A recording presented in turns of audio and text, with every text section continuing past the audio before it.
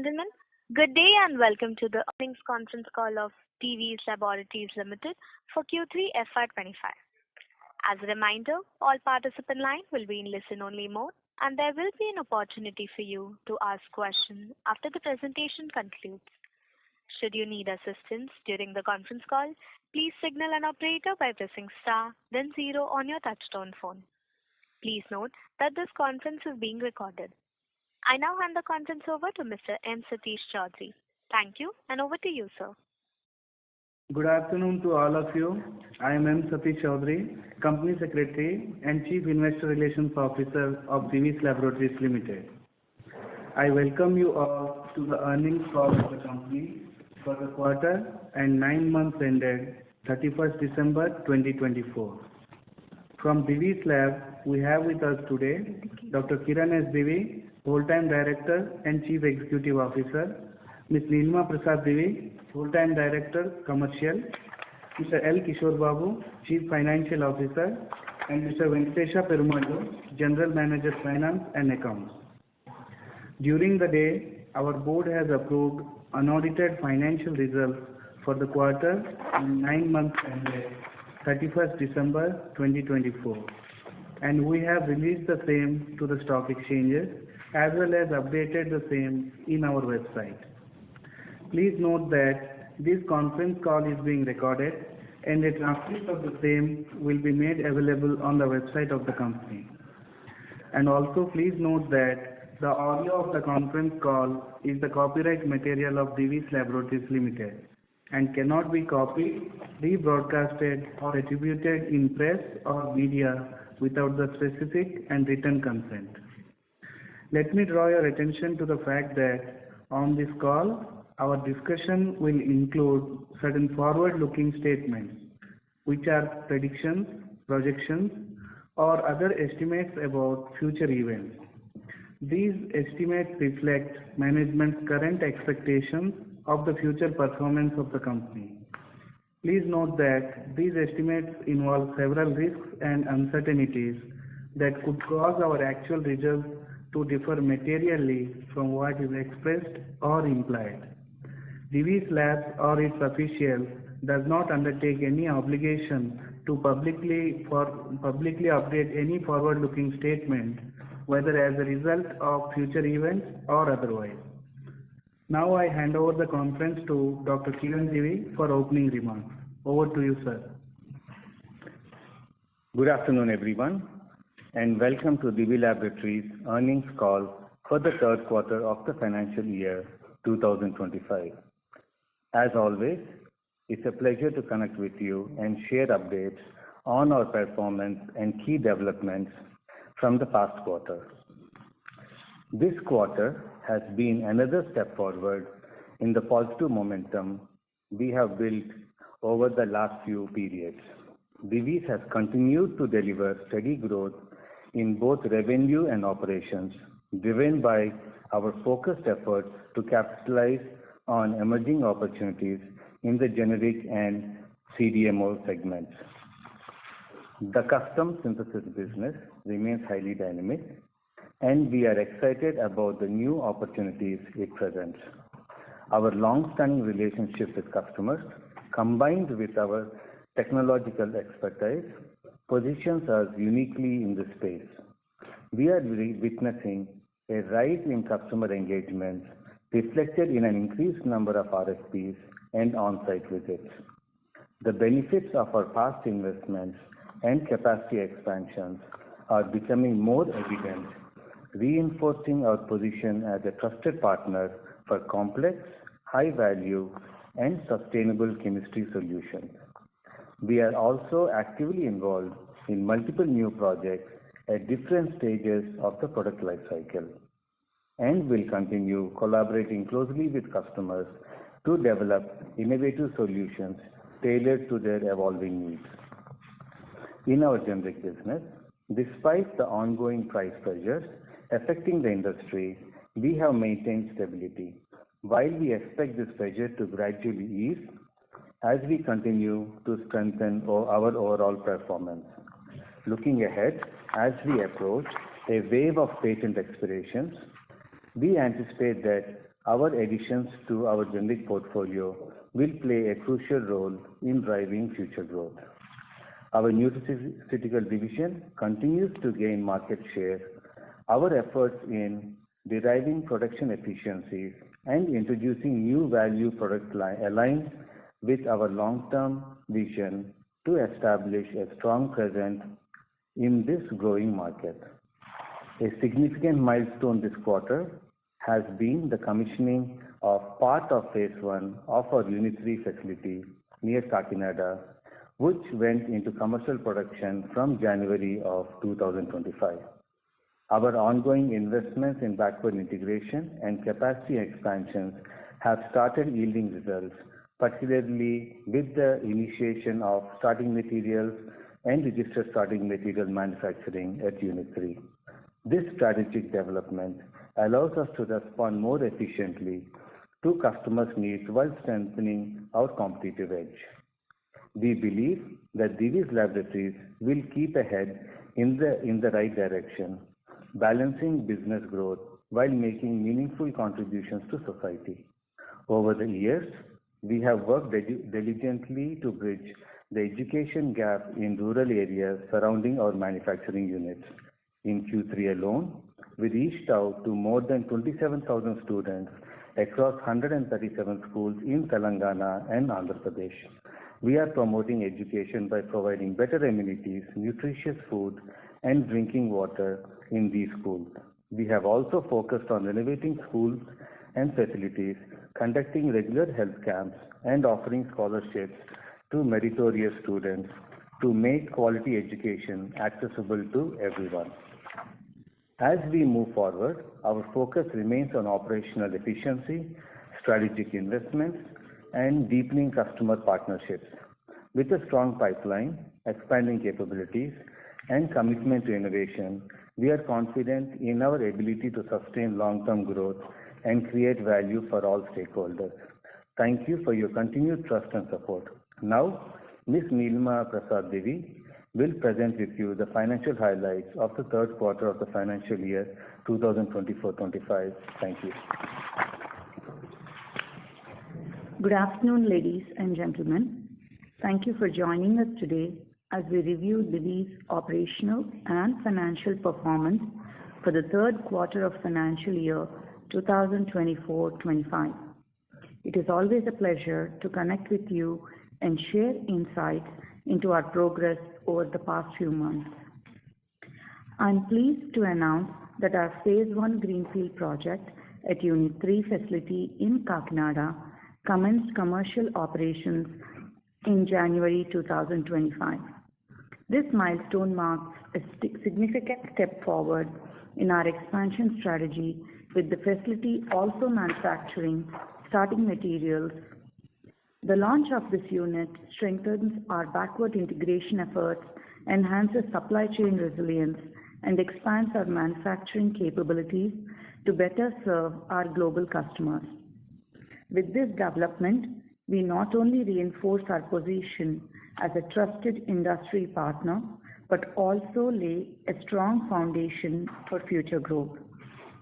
On the procurement front, raw material prices remained stable throughout the third quarter, with no major disruptions in the availability.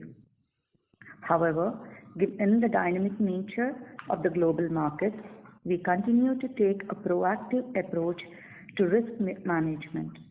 Our team constantly monitors macroeconomic trends and geopolitical developments to anticipate potential challenges. To further safeguard our operations, we have strengthened supplier diversification and maintained a strategic inventory buffer where necessary, ensuring continued operational efficiency despite fluctuations in supply and demand. Moving on to trade and logistics, we have observed a gradual easing of supply chain pressures in recent quarters. However, disruptions in Red Sea and port congestion posed challenges during Q3, leading to delays and increased costs as vessels were routed via South Africa. Additionally, the surge in demand for air cargo further strained on global transportation networks. Despite these headwinds, our logistics team acted swiftly and effectively by securing container bookings in advance, collaborating with reliable freight partners, and closely tracking geopolitical and shipping conditions. Their efforts ensured minimal impact on deliveries, enabling us to support our customer production schedules and uphold our reputation for reliability. Encouragingly, the overall logistics environment is showing signs of stabilization. With the recent ceasefire agreement in the Middle East, there is cautious optimism that key trade routes will return to shorter, more efficient pathways. As carriers adjust their networks and increase shipping frequency, freight rates are expected to normalize, further alleviating the logistics constraint. Our robust logistics strategies and operational agility position us well to meet evolving customer needs while ensuring uninterrupted business continuity. I will now present an overview of the financial performance for the third quarter of the financial year 2024-25 and for the 9 months period ended on December 31st, 2024. We have achieved a consolidated total income of rupees 2,401 crores for the current quarter as against a total income of rupees 1,915 crores for the corresponding quarter of previous year. Profit before tax for the current quarter is rupees 726 crores as against rupees 489 crores for the corresponding quarter of previous year. And the PAT for the current quarter is rupees 589 crores as against rupees 358 crores for the quarter of last year. For the 9 months period, we have earned a consolidated total income of rupees 7,041 crores as against the income of rupees 5,804 crores for the corresponding 9 months period of previous year. Material consumption continues to remain at 40% of the sales revenue for the 9 months period of the current financial year. PBT for the current 9 months period is rupees 2,052 crores as against PBT of rupees 1,450 crores for the corresponding 9 months period of previous year. PAT for the current 9 months period is rupees 1,529 crores as against 1,062 crores for the corresponding 9 months period of previous year.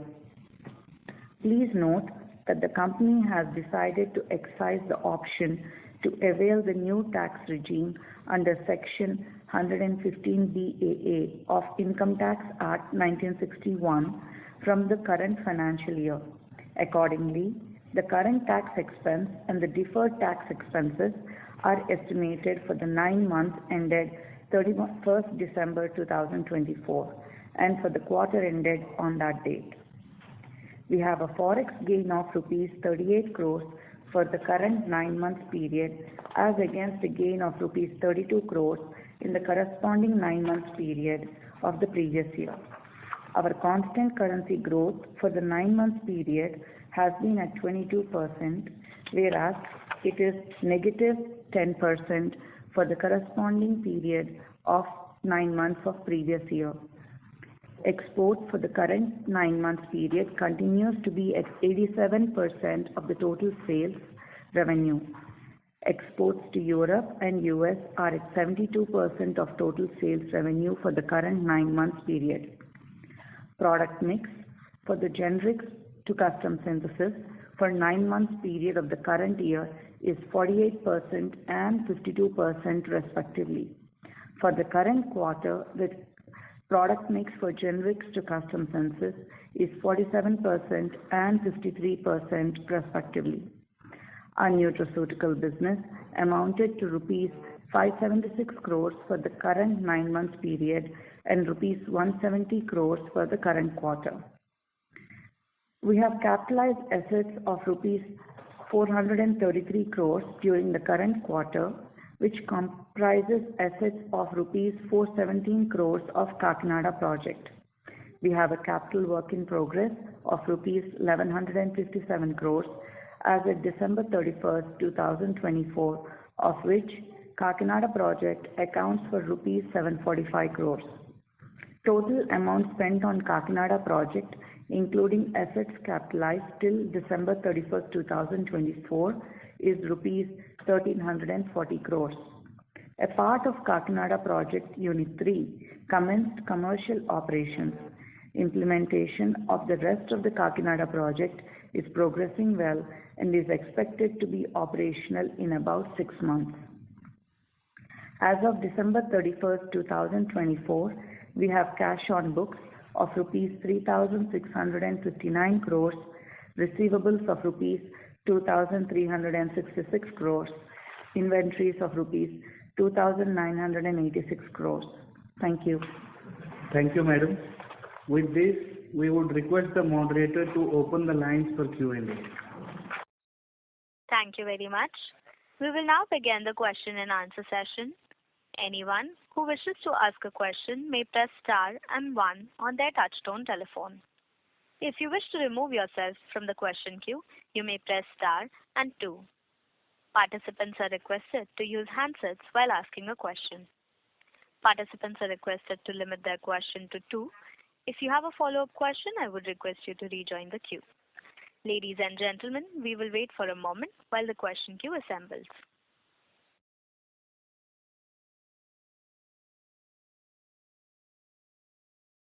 The first question is from the line of Meet Katrodia from Niveshaay. Please go ahead. Yeah, thank you so much for the opportunity.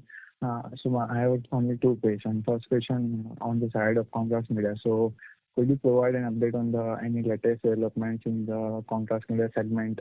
Specifically, how are you positioning Divi's against the competition? What kind of traction are you witnessing in terms of client adoption and market growth?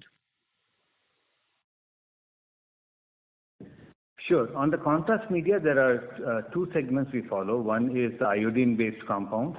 The second one is the gadolinium compounds, which we are working on. Okay, so on the contrast media side, we are working with most of the innovators. We are at different stages where we are working with them. In some cases, we are undergoing qualifications. Some the qualifications have already started, and some of the products we are in commercial discussions. So these are at different stages right now, and we believe that we will be very strong in iodine-based contrast media products. Coming to gadolinium compounds, right now we are working with several innovators where the molecules are still being developed. There are new technologies that are coming out. So these are at different stages, and as and when our customer gets regulatory approvals or the next phase 2 or phase 3 or whichever stage they are, we will be joining the journey with them. Thank you. Next question is related on tariff. So considering the potential for the changes in US trade policy, particularly around tariffs under Trump influence, what risk do we foresee for these in terms of cost structure, supply chain dynamics, and overall export? Also, how are you mitigating this risk? Can you be slightly more elaborate in your question? Yeah. I want to know that what are the risks related to tariffs if the Trump government has came, right? So do we face any issue in the supply chain dynamics, or how are we seeing this issue? Or also, do we take any steps going forward? So as of now, we haven't seen any tariffs for India. Yeah. So I don't think we are having anything to worry about at this point in time. And as and when it comes, we would be taking proper strategic decisions concerning that. And also, we are exporting to Europe, and that also would add to our advantage. Okay, thank you so much. Thank you. The next question is from the line of Neha Manpuria from Bank of America. Please go ahead. Yeah, thanks for taking my question. My first question is on Kakinada. I think you mentioned that we have partly commissioned, this facility, and the full commissioning will be 6 months. Just wanted to understand how we think about ramping up the capacity, given it will take some time to get, necessary approvals from regulatory bodies. So, when should we start expecting this facility to contribute, or start the cost impact to sort of get neutralized because of the revenue ramp up? Just the progression of that, please. Sure. So Kakinada, we are implementing it on a phase wise, and like you said, in the next 6 months, phase one should be commercialized. As you know, this is a greenfield site where we just started manufacturing operations over there. So we will bring initially as a policy, we have brought in our starting materials from Unit 1 and Unit 2. Thereby, we have emptied capacities in Unit 1 and Unit 2, which are from GMP plants. These capacities would be used for our existing opportunities where we see a growth. As and when Kakinada in a phase-wise goes through validations, goes through customer approvals, and then through submissions and filings, we will then see regulatory products being made there. So is it fair to assume that because we are bringing, starting materials to this, there won't be a necessary negative impact, because of the facility getting commissioned in terms of the operating cost that will come through once this is fully ramped up?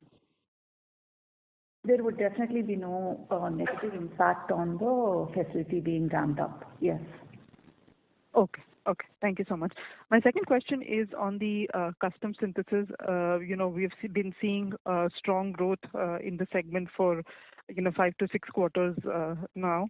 As we look at our pipeline, how should we think about the next stage of scale up in this business? Are there any milestones that we need to watch out for where you think some of our projects which are there in the pipeline become larger, and we move from the run rate that we have for the last few quarters of between 1,000 to 1,200, 1,300 crores, that stepping up to the next level? How should I think about that?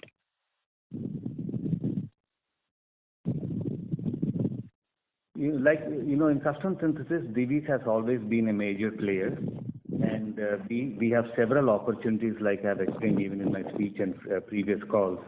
We have several opportunities either in phase 3, some are being commercialized, some are in validations are going through. We are getting into the part of our customers filing. So there are several opportunities which are in place, and we see them very promising. We have several, because of our long-term relationship with several of our customers and our commitment to on-time supply and being a trustworthy supplier, we are seeing several opportunities, RFPs, late life cycle management coming our way, and Divi is proactive in all these opportunities. So to answer your question, we are very active on the CS side of the business, along with being active on the generic side too. And is there any milestone that I need to watch out for, sir, in terms of new projects coming through? Say, we have a big project coming in that will start contributing in 2 quarters down, 3 quarters down, that we need to be mindful of?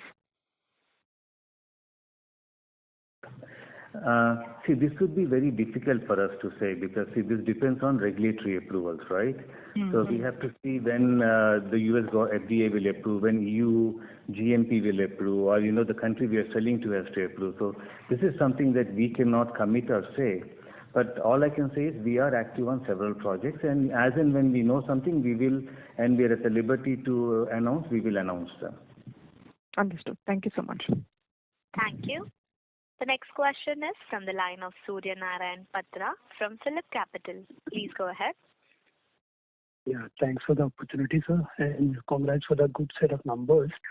So my first question is about the Kakinada site. So you have already alluded about the kind of likely progression in that. Here the point is also about the nutraceutical business. So that has been seeing a kind of a stagnated momentum in the recent past because of the capacity constraint and all. And it was believed that this Kakinada site is likely to provide some fillip to that. So hence, what is the kind of way forward there that we would see for nutraceuticals, and what growth hence one should think about this business segment, which has been a kind of one of the core, but not been growing at a kind of or growing at a kind of limited pace.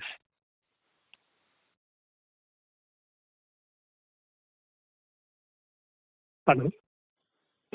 Yeah.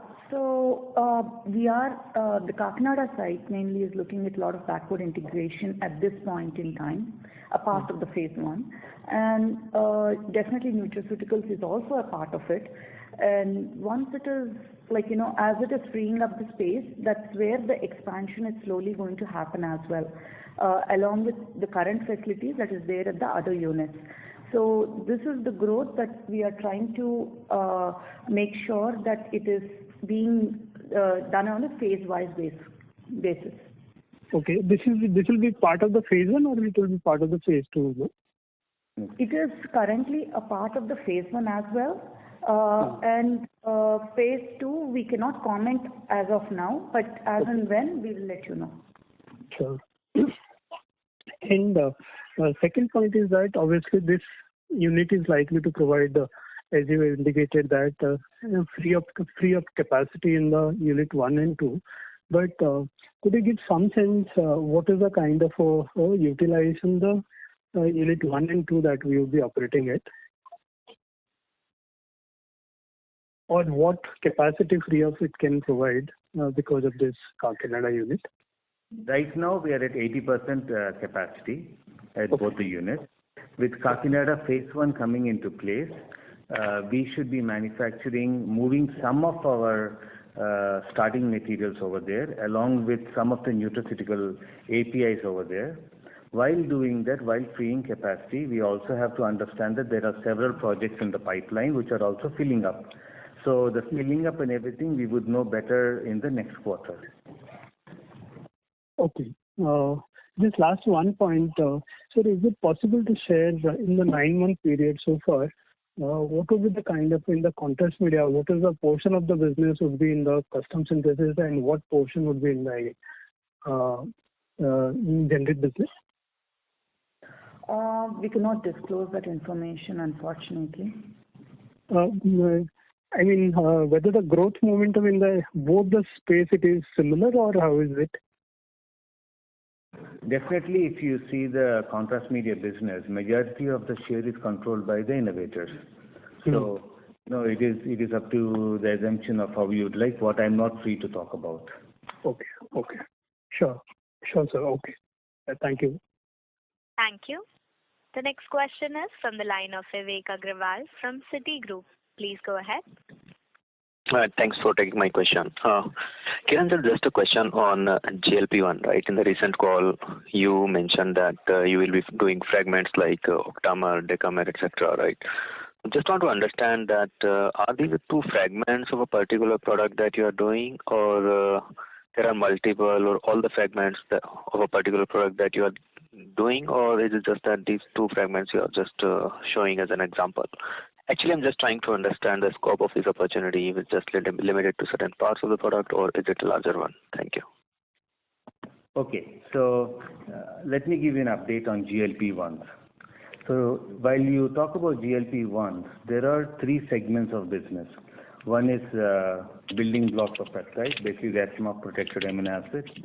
You have the fragments, anywhere from tetramers, decamers, octamers, okay, which are nothing but chains of amino acids, and then you have the peptide molecule itself. We are working closely in the last 6 months. We have seen several opportunities, and we are working closely with most of the MNCs on their interest, and we are seeing several new growth molecules coming into place. How is Divi unique? We are manufacturing both by SPPS and LPPS, that is solid phase peptide synthesizer and liquid phase peptide synthesizer.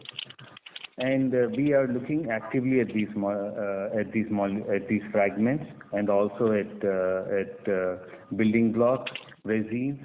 So we believe we are in a very good position. We are investing actively, and we should see the future to be much better as we go forward in the coming quarters. I mean, I'm talking to what I can talk right now. Understood. And just a related question, right? If you look at globally, especially in GLP-1, right? So there are either players in China or there are players in Europe at this point of time. So how we see Divi's positioning, let's say, over the next 3 to 5 years down the line, and especially against the players in China like Wuxi, right? So can Divi reach to the scale what Wuxi is doing today? Any qualitative comment would be helpful. Like I said, the difference, why is Divi's different from others? Okay, we make our own resins, we make our own building blocks, okay, we make our own protected amino acids, and that's why we have a much more edge over working over others. So I would say in this GLP-1s right now, the way things are looking, sky is the limit.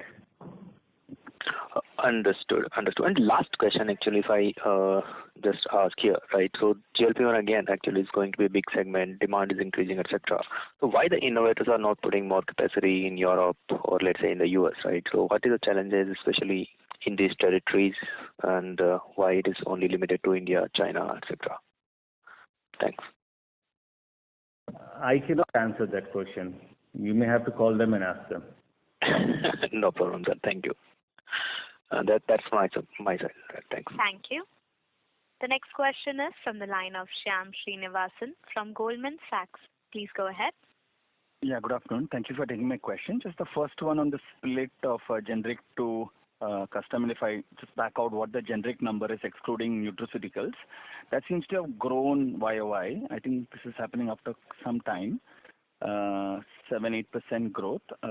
Can you help us split and understand from a volume and a price basis? Because I thought in the opening remarks you still talked about pricing pressure.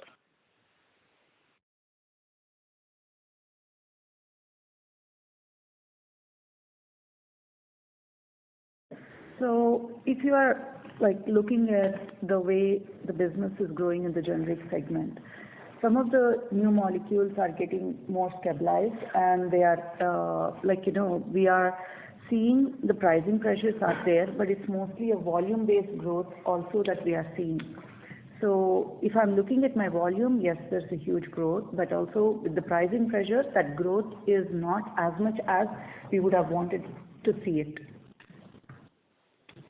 Yeah, understood, Nilima. But when we look at the path forward, when do you think you will have enough molecules? It could be even the new generics at some time that this business again starts growing more convincingly. You think? Is there a point in time we can probably look at it?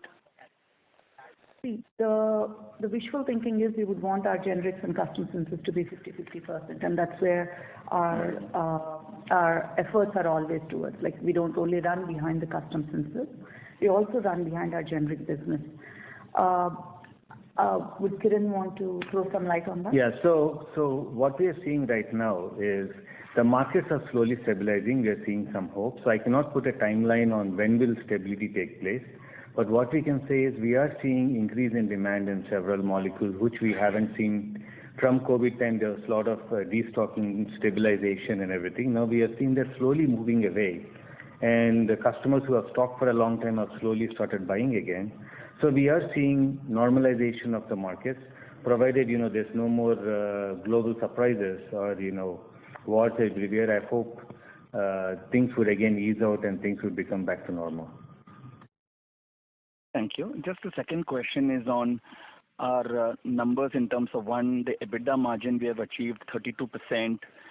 Just want to understand what's a sustainable level of margins, or you think there's something in this quarter which leads to a one-off? That is one part of the question. The other one is the easy base effect for us in terms of YY growth probably reduces going forward, right? If I were to just assume you do the same top line number for next quarter, your growth comes down to 1% YY. So I just want to understand how should we look at the next couple of quarters? Is it going to be a little bit more YY growth slowing down for us when we look at it? Thank you. So the YOY growth that we are seeing currently, I would say, we always say we have a double-digit growth, and it would be the certain quarters would do exceptionally well and certain quarters would not do so exceptionally well. But it is something that we look at on a yearly basis. Our target has always been to be conservatively thinking that we want to have a double-digit growth. And margins? Sorry. Thanks. The margins are mostly a mix, it's a result of the product mix that we would have. So, say for example, sometimes the custom synthesis and generics, the various mixes that happen there, and the new products that we would be getting into. So it's quite difficult to tell at this point in time with all the expansion plans coming into play. We have to just watch what's going to happen. Thank you, and all the best. Thank you. The next question is from the line of Girish from Aubrey Met. Please go ahead. Yeah, hi. Thanks for taking my question. Kiran, did I hear correctly that you said you also make your own amino acids in GLP? No, I said we make our protected amino acids. Yeah, so amino acids will be largely imported, right? Amino acids, we either import or we get them locally. Okay. Can I ask what is the extent of backward integration in GLP-1, if you can give that number? At this point, we wouldn't want to disclose so much detailed information in that particular segment. Sure. No worries. And just, elaborating on the peptide confidence, given that you're seeing a lot of interest from innovators, are you also exploring related products like oligonucleotides, given the technology is largely similar? We're looking at multiple products, multiple technologies, oligonucleotides. So we are looking at different segments at this point, and we are active in most of them. And is it possible to give a broad timeline? Like, would you see a significant pickup in supplies probably next first half year or later half of FY26? The ballpark guideline would be very helpful. When you mean supplies, you're talking about, can you be more elaborate? Peptide fragments. Supplies of peptide fragments, yeah. See, all this depends on, at what stage my customer is. I have some customers who are in phase 2, phase 3. Some of them are already commercialized. They have to qualify me and go through the whole regulatory approvals. So I cannot put a proper timeline on it. But all I can say is that Divi is very active in this field right now. Understood. Thank you so much. Thank you. The next question is from the line of Tushar Manudhane from Motilal Oswal Financial Services. Please go ahead. Yeah, thanks for the opportunity. So just on the gross margins, given that we have achieved 60%, while the segmental mix has favored, but as we go forward, the backward integration as well as the logistics cost easing out. So across both gross margin and EBITDA margin, directionally, it would be better off, or how to think about it?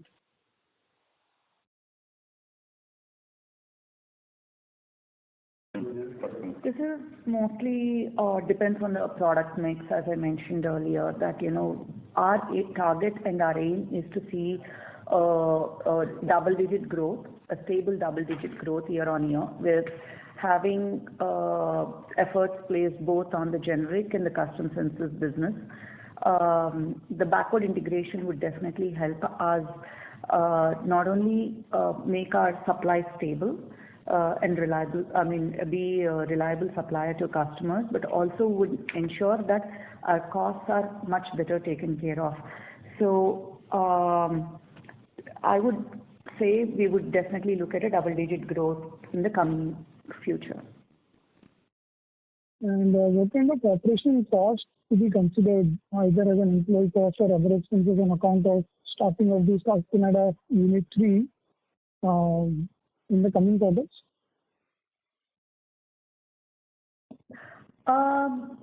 So we have similar processes across all the 3 units. There is no differentiation in the way we operate in any of the units. So considering that, the operational costs would remain approximately the same across all the units. Okay, but on an absolute basis, how much should we sort of build in terms of cost, while we don't have a clarity in terms of how much Unit 1 to revenue is getting shifted to phase 2, Unit 3?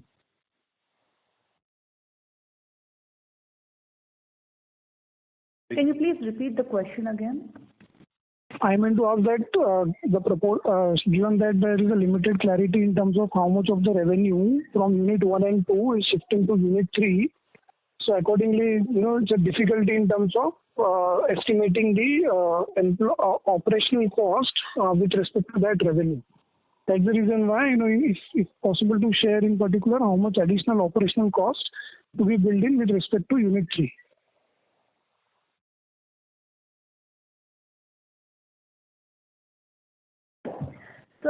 So the revenue being shifted to Unit 3, I don't think we ever mentioned that the current revenue is being shifted. The starting materials are being shifted to Unit 3 as a part of the phase 1. So if we are, but yes, whatever additional new products and new opportunities are there, we are considering all the 3 units to support the existing pipeline and the new pipeline. Now, considering that, the operational cost would be approximately the same as a percentage of the total revenue. Okay, madam. Thank you. Thank you. The next question is from the line of Krishnendu Saha from Quantum AMS. Please go ahead. Yeah, hi, can you hear me? Yes, sir. Yeah. Just quickly, sorry, I might be a little bit dated on all the developments with Divi, but last quarter, couple of quarters back, I heard that on the GLP, we were putting up pilot capacity of 50 liters, and we had ordered the 500 liter reactor capacity also. So I'm just sorry, I'm dated. So could you give me some updates as to how the pilot plant works to the requirements of the client and the order of the 500 liters? Where are we on that, please? Thank you. Sorry if I'm dated again. Hello. So coming to GLP-1s, we have built our pilot plant. We have been very successful in conducting several products for our customers at different phases, and still a lot of work is going on. Based on the customer needs, we are right now working on every customer has different needs. So based on their needs, we will, as and when required, we will go forward. So we did order the 500 liter reactor capacity. So when is that expected? Sorry. Yeah, because of confidentiality, because it's their design, I cannot really talk too much about anything. I hope you. Okay. Thank you. Thank you. The next follow-up question is from the line of Vivek Agrawal from Citigroup. Please go ahead. Thanks again for the question. So, Kiran sir, on custom synthesis landscape, you continue to highlight that there is a significant shift. You are seeing increasing demand from the existing as well as new customer, more RFPs, etc. So, if you want to elaborate why there is a shift or what has changed, and separately, how you see the things changing since US Biosecure hasn't gone through. Thanks. Can you please repeat the question again? So on custom synthesis landscape, right, Divi sir continued to mention that there is a significant shift. You are seeing more RFPs, increased customer visits, etc. So why there is a shift, let's say, and what kind of the shift that is there in the last 1 to 2 years, and how you see the dynamics changing given that the US Biosecure hasn't gone through?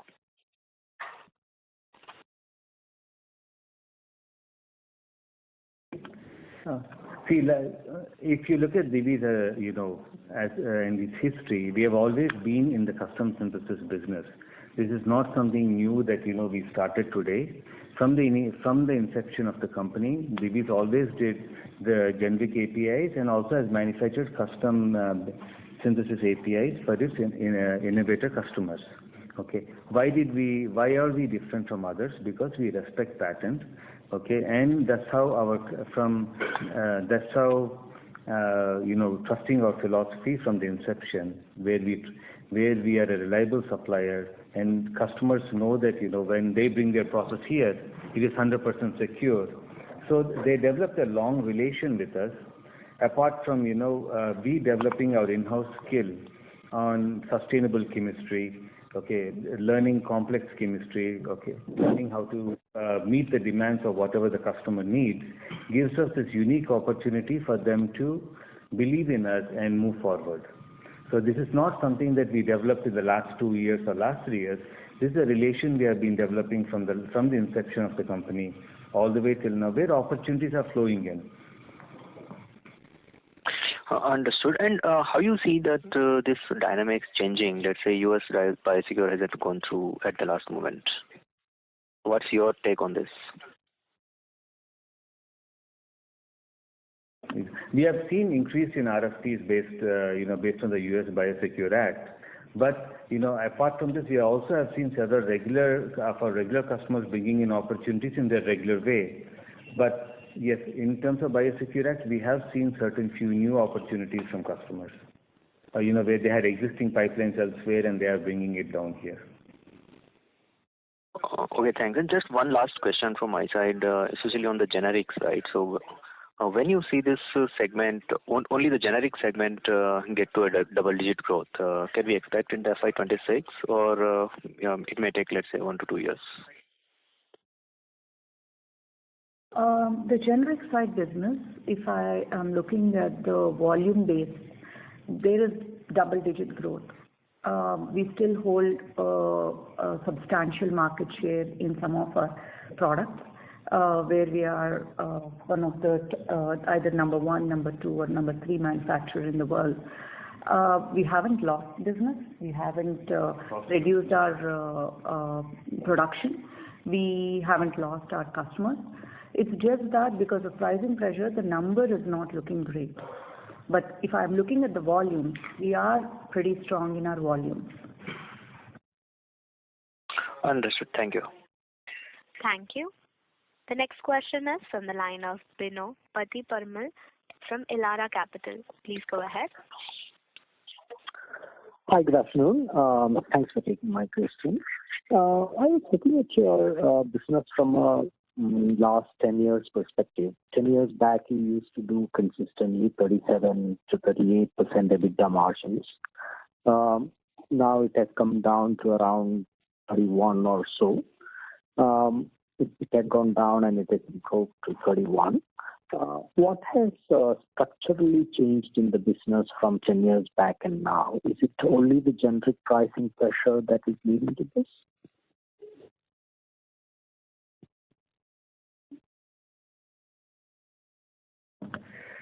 I think it's a very this question can be answered for hours, but just to tell you, lot of things have changed in terms of the regulatory landscape, the cost of regulatory landscape, the cost of GMP requirements for what it was 10 to 15 years ago to what it is now. For a product launch, what used to be the cost to what it is today, it's a complete separate. We have to look at it like a cost structure itself to understand the product viability and everything. So, to answer your question, there has been several increases on the regulatory side, on what GMP requirements have increased, and also on QC equipment. 5, 6 years ago, nobody spoke about nitrosamine impurities. Today, every product has to be tested, qualified, understood if there are nitrosamine impurities. All these add a lot of cost. So I cannot pinpoint why one, but this is a requirement to be in business in the generic or in the custom synthesis that we adhere to all GMP norms, and that does cost in. Apart from that, the logistics costs have been increasing because of the Red Sea issue and other issues which have been frequently coming in. So this is a long subject. So I hope I gave you a little gist. Yes. So this is sort of a new normal compared to 10 years back. Yeah. Okay. Thank you. Thank you. The next question is from the line of Amarnath Bhakt from Ministry of Finance of Onam. Please go ahead. Yeah, hi, good morning. Actually, my question also a little bit similar on this margin front. Now, if I ask the question a little in a different way, previously we thought when the new plant in the Kakinada will be fully operational by another 6 months or 8 months, and the order flow looks like quite strong, because if we read from what you say, that even from this higher base of the current year, you are still optimistic to have at least double-digit growth even from the next year. This year we got a base effect positively for us, but next year probably that is difficult, but still that is good to hear the optimism. But if that is the case, don't we expect higher operating leverage in our favor, which can take our margin not necessarily at the earlier level, but at least higher level than where we are, assuming the pricing pressure, whatever is happening at the moment, is continuous thing.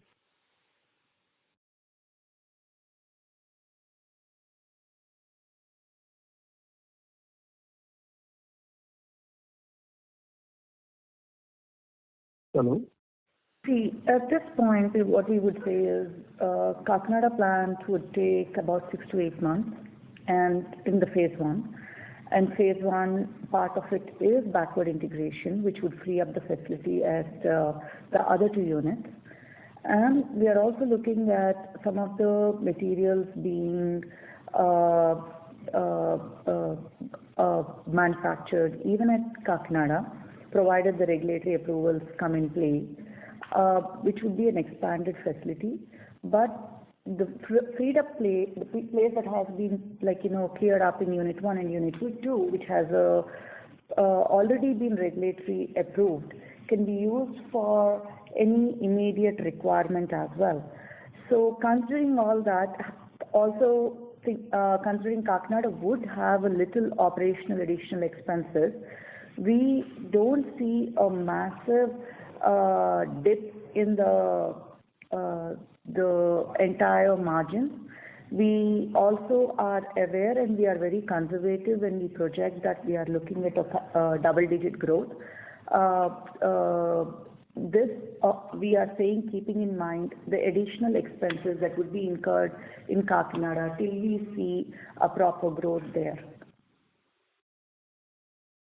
Yeah, understood, ma'am. But just to follow up on the same, what we understood, and please clarify this part, that the level of order or the level of upcoming orders which are in our way, either in 6 months or 1 year or 2 years, it will be far better outlook compared to what it was given so far in the last 2-3 years by Divi. That was, if you read all your con calls and hear your con calls, the quarter after quarter, that is the same. It is clearly visible that things are working better than what was previously expected in terms of the order flow. Either it is due to China plus one or some other things happening across the globe, but Divi are getting benefited due to that. And at the same time, luckily, or can say due to good planning, we have our planned capacity ready to fulfill those requirements which is on our way.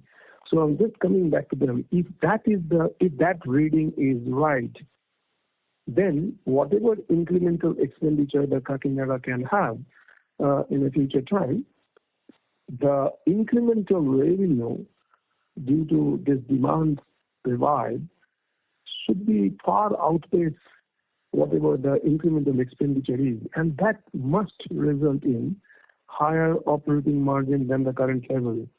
I know you don't give guidance, but I'm trying to understand that macro things which I'm hearing from you from all the last con calls and even in this call. I'm trying to paint the bigger picture at the higher level. Correct my understanding is somewhere something wrong. Firstly, I would like to say, like our founder would say, there is nothing like luck. There is only hard work. And that is proper planning, advanced planning and execution in a proper way. So I wouldn't say luckily we are able to do it. I would say our entire team worked really hard to get where we are today as an organization. Secondly, all I can say at this point is we are looking at, if you see the history of Divi, we have always tried to optimize our costs. like be it green chemistry or be it proactively planning our materials or taking advantage of the available supply chain. We have always tried to see where we can optimize the cost so that we can provide better to our stakeholders. So yes, operationally, we want to be more efficient than what we currently are and provide a better outlook. Okay, and the last one, if any, I was not hearing something about this nutraceutical part.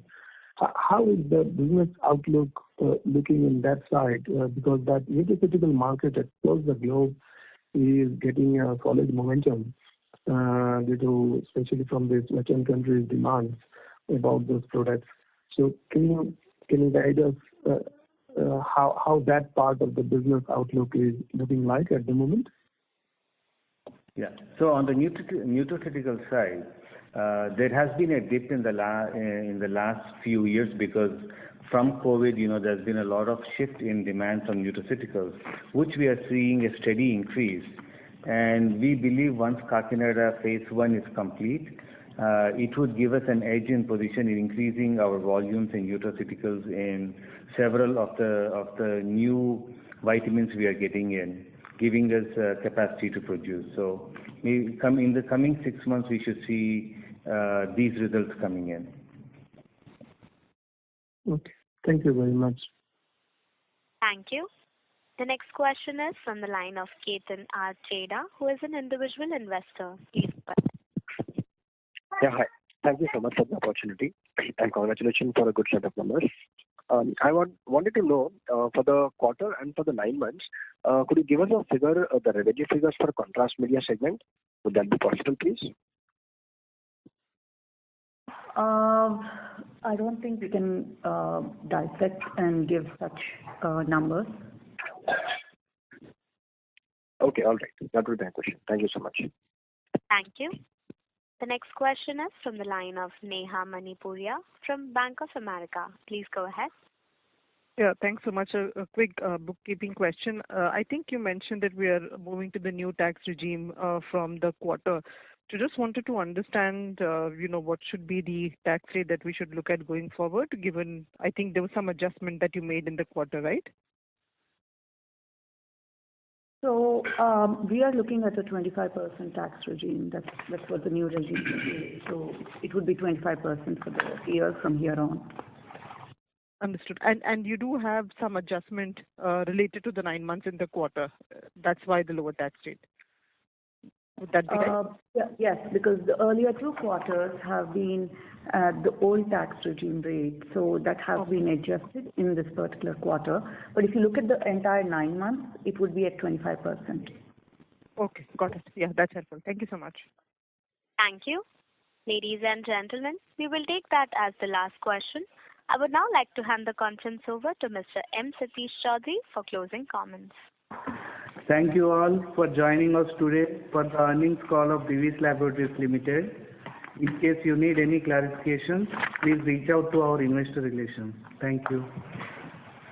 On behalf of Divi S Laboratories Limited, that concludes this conference.